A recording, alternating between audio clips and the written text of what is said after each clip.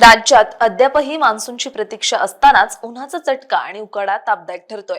आज 13 जून रोजी विदर्भात उष्णतेच्या लाटेची शक्यता असल्याने दक्षतेचा इशारा म्हणजेच ऑरेंज अलर्ट देण्यात आलाय।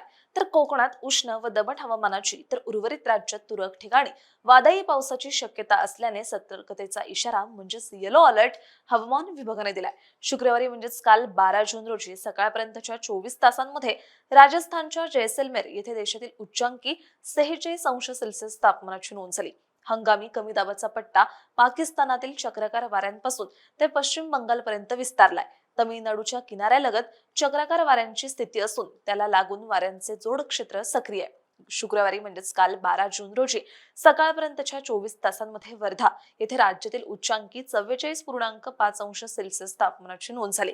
ब्रह्मपुरी आणि नागपूर येथे 44 अंश सेल्सिअस पेक्षा अधिक, तर अकोला आणि यवतमाळ येथे 43 अंशापेक्षा अधिक, तर जळगाव, मालेगाव, अमरावती, चंद्रपूर आणि वाशिम येथे 42 अंशापेक्षा अधिक तापमानाची नोंद झाली। महाबळेश्वर येथे राज्यातील निचांकी 18.8 अंश सेल्सिअस तापमान नोंदवले गेले। आज 13 जून रोजी विदर्भात उन्हाचा चटका वाढणार असून वाशिम, यवतमाळ, वर्धा, नागपूर, चंद्रपूर जिल्ह्यात उष्ण लाटेमुळे दक्षतेचा इशारा म्हणजेच ऑरेंज अलर्ट देण्यात आलाय।